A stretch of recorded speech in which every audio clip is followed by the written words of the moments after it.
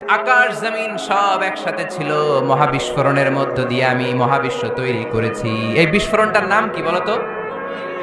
Big bang. মাশাআল্লাহ, কেমন শ্রোতা দেখছেন? সায়েন্সের সবকিছু নিয়ে বসছে আজকে। Big bang. স্টিফেন হকিং একটা বই লিখেছে, A Brief History of Time. সেখানে সে যে তথ্য দিয়েছে কোরআনের সাথে very similar to the concept of Stephen Hawking. Stephen হকিংও এই কথা বলেছে। সে বলেছে মহাবিশ্ব সৃষ্টির আগে সবকিছু একটা অণুর ভেতরে ছিল, হাই সিঙ্গুলারিটি, সবকিছু এক জায়গায় ছিল। ফাফাতাকনাহুমা, এক বিশাল আওয়াজের মাধ্যমে এক বিস্ফোরণে মহাবিশ্ব সৃষ্টি হলো। ওই আওয়াজটার নাম ছিল কুন। আওয়াজটার নাম ছিল কি? ইন্নামা আমরুহু ইযা আরাদা শাইআন আন ইয়াকুলা লাহু কুন ফায়াকুন। আমরা বাংলায় বলি না কুন ফায়াকুন? কুন ফায়াকুনের মালিক কে? তিনি বলতে দেরি হতে দেরি হয়, কুন হাও হয়ে যায়। বি ইট ওয়াজ। আল্লাহ যখন বলেছেন কুন, এই আদিতে সব মিলে থাকা এই মহাবিশ্বের সবকিছু এক মহা বিস্ফোরণের মাধ্যমে গোটা বিশ্বে ছড়িয়ে পড়ল, গোটা বিশ্বে ছড়িয়ে ঘুরতে আরম্ভ করলো। এই বিস্ফোরণের ছোট্ট একটা কণার নাম পৃথিবী।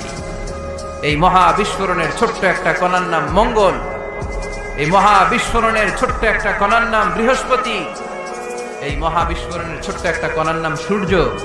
এরকম কত হাজার অযুত লক্ষ নিযুত কোটি কণা বড় বড় তারকা রূপে মহাবিশ্বে ঘুরে বেড়াচ্ছে। আল্লাহ ছাড়া এর খবর কেউ রাখে না। এগুলো যে কত বিশাল, এগুলো নিয়ে আমাদের চিন্তা করা দরকার।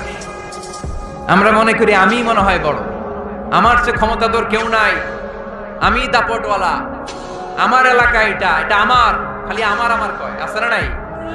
তোর কি বেটা? কিসের মালিক তুই? সবকিছুর মালিক কে? পরের জায়গা পরের বাড়ি, ঘর বাঁধিয়ায় আমি রই, আমি তো সেই ঘরের মালিক নই। পরের জায়গা পরের বাড়ি, ঘর বাঁধিয়ায় আমি রই, আমি তো সেই ঘরের মালিক নই। ঠিক কিনা? যেই বাড়িটাতে আজকে আমি থাকি, এটার আগে আমার বাবা ছিল, তার আগে দাদা ছিল, আমার পরে আমার ছেলে থাকবে, আমার নাতি থাকবে। এটার আসল মালিক আমি না, আমার ছেলে না, গোটা বিশ্বের আসল মালিক একজন সত্তা। তিনি কে? এজন্য সব আমার আমার এরকম দাপটওয়ালা কথা যেন আমরা না বলি। অহংকারীদেরকে আল্লাহ পছন্দ করে, বিনয়ীদের মর্যাদা আরশ পর্যন্ত নিয়ে যায় কে? মান তাওয়াদা লিল্লাহি ইল্লা রাফাআহুল্লাহ। যে নিচের দিকে নামতে চায় আল্লাহ ওরে টাইনা উঠায়, আর যে লাফায় লাফায় ওঠে থাপ্পড় মেরে আল্লাহ এত নিচে নিবে পৃথিবীর কেউ কল্পনা করতে পারবে না। ওই শয়তানের চেয়ে নিচে চলে যায়। চিল্লায় বলেন ঠিক কিনা? এজন্য অহংকার যেন আমরা না করি, দাম্ভিকতা যেন না দেখি। আমরা যেন একটু চিন্তা করি, এই যে বিস্ফোরণের মাধ্যমে গোটা বিশ্ব সৃষ্টি হলো, এটার তুলনায় কত ছোট্ট আমি, কত ক্ষুদ্র আমি। আমরা আজকে এই প্যান্ডেলে মাতুয়াইলে বসে আছি, তাই না? মাতুয়াইল তো ইউনিয়ন নাকি? কোন থানায় পড়ছে? সিটি কর্পোরেশন হয়ে গেছে। থানার নাম যাত্রাবাড়ি। যাত্রাবাড়ি হচ্ছে ঢাকার একটা থানা। ঢাকায় মোট কয় থানা? কয়টা? 19টা থানা, কম বেশি হবে। তো এই 19টা থানার মধ্য থেকে 53টা, আচ্ছা যাই হোক, এতগুলো থানার মধ্য থেকে যাত্রাবাড়ি একটা থানা। এই যাত্রাবাড়ির মধ্যে এটা একটা ইউনিয়ন। এই প্যান্ডেলটাই কি মাতুয়াইল ইউনিয়ন? আরো আছে না নাই? কত ছোট্ট একটা জায়গায় বসে আছে। আর যাত্রাবাড়ি হচ্ছে ঢাকার একটা থানা। ঢাকা হচ্ছে আমাদের 64 জেলার একটা জেলা। এই 64 জেলা নিয়ে আমাদের বাংলাদেশ পৃথিবীর সবচেয়ে বড় একটা দেশ।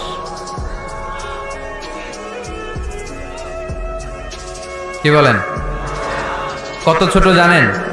ওয়ার্ল্ড ম্যাপে আমাদের বাংলাদেশ লেখার জায়গাটাও নেই। আহা, BA পরে ইন্ডিয়ার উপরে, NG পরে বাংলাদেশের উপরে, LADESS আবার ইন্ডিয়ার উপরে।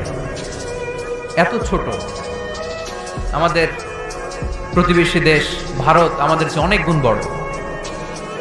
রাশিয়া প্রায় 100 গুণ বড়। তাহলে কত বড় বড় দেশ আছে। এরকম 200টা দেশ নিয়ে আমাদের এই বসুন্ধরা, আমাদের এই পৃথিবী। আবার এই 200টা দেশ মিলে এই পৃথিবীর 30 ভাগ, বাকি 70 ভাগ শুধু পানি। তার মানে মহাবিশ্বের সবচেয়ে বড় গ্রহের নাম পৃথিবী, তাই না? এত বড় হওয়ার পরও এটা বড় হইতে পারে নাই।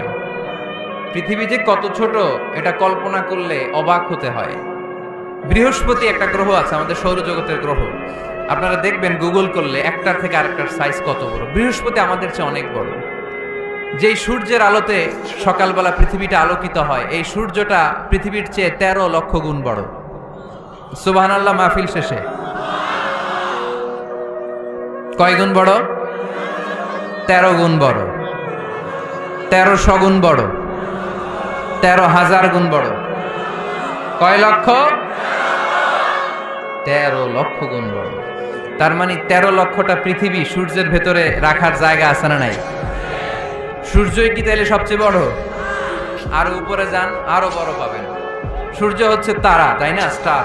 সূর্যের পরে আমাদের সবচেয়ে কাছের তারার নাম প্রক্সিমা সেন্ট্রাই। আজকে গুগল করলেই পাবেন, অনেক আছে এরকম। আলফা সেন্ট্রাই এ, আলফা সেন্ট্রাই বি, ব্যাটেলজিউস নামে এক তারা পাওয়া যায়, ইটাকেরিনা নামে তারা পাওয়া যায়। যে সূর্য পৃথিবীর চেয়ে 13 লক্ষ গুণ বড়, এমন অনেক তারা আছে যেটা সূর্যের চেয়ে কয়েক হাজার কোটি গুণ বড়। তার মানে ওইটাই সবচেয়ে বড় তারা না, ওগুলোরে খেয়ে ফেলতে পারে এরকমও বড় বড় তারা মহাবিশ্বে আছে না নাই? এরকম হাজার কোটি তারা নিয়ে আমাদের গ্যালাক্সি। আমাদের গ্যালাক্সির নাম মিল্কি ওয়ে। আমাদের গ্যালাক্সি থেকে সবচেয়ে কাছের যে গ্যালাক্সি, এটার নাম হচ্ছে অ্যান্ড্রোমেডা। এরকম হাজার হাজার কোটি গ্যালাক্সি নিয়ে প্রথম আকাশের মহাশূন্য। প্রথম আকাশে এখনো যাইতে পারিনি আপনাদেরকে নিয়ে। প্রথম আকাশের কি? মহাশূন্য। চিল্লায় বলেন প্রথম আকাশের কি? মহাশূন্য। এর অনেক অনেক অনেক উপরে প্রথম আকাশ, যেখানে কিয়ামত অবধি নাসার বিজ্ঞানীদের যাওয়া সম্ভব হবে না। প্রথম আকাশের পরে আবার দ্বিতীয় আকাশের মহাশূন্য। না জানি ওইটাতে কি আছে, না জানি ওইটার মধ্যে আল্লাহ কি সৃষ্টি করে রেখেছে। দ্বিতীয় আকাশের মহাশূন্যের পরে দ্বিতীয় আকাশ, তারপরে তৃতীয় আকাশের মহাশূন্য, তারপরে তৃতীয় আকাশ। সুবহানাল্লাহ কইবেন না? তারপরে চতুর্থ আকাশের মহাশূন্য, তারপরে চতুর্থ আকাশ।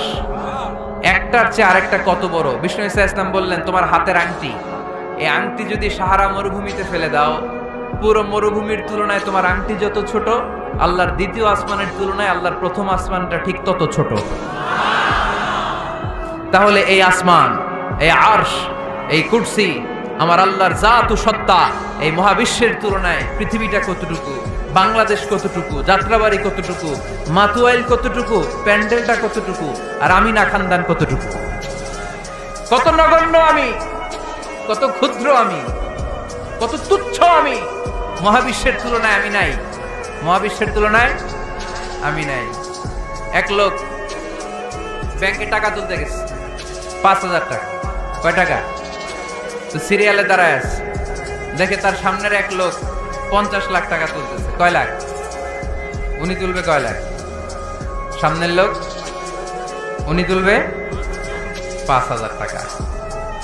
তো হঠাৎ করে দেখলো যে সামনের লোকটা যে 50 লাখ টাকা তুলবে, ও লিখছে 50 লাখ টাকা মাত্র।